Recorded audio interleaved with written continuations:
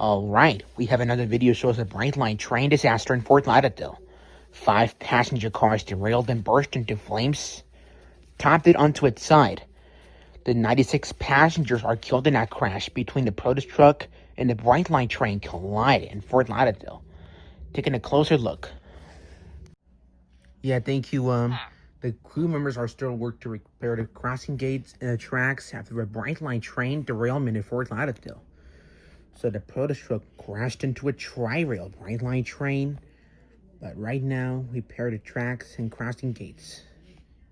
The 54-year-old Texas Jose was arrested for train accident. You can see the 54-year-old Texas Jose. You can see his pickup truck was destroyed.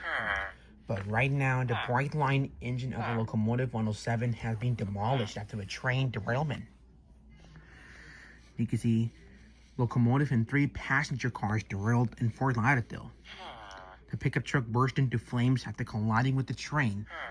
But right now, the 54-year-old Texas Jose, he's now under arrest. That train derailed at 5:45 a.m.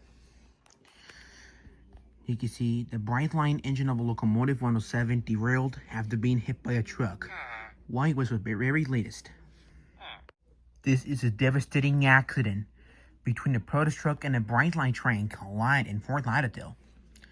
At Blueberry Avenue and 20th Street, the 54-year-old Texas Jose was arrested for train accident.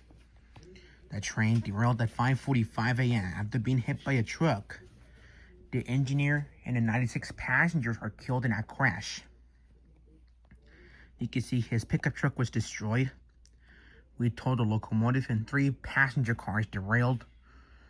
But right now, the Brightline engine of a locomotive 107 has been demolished after a train accident.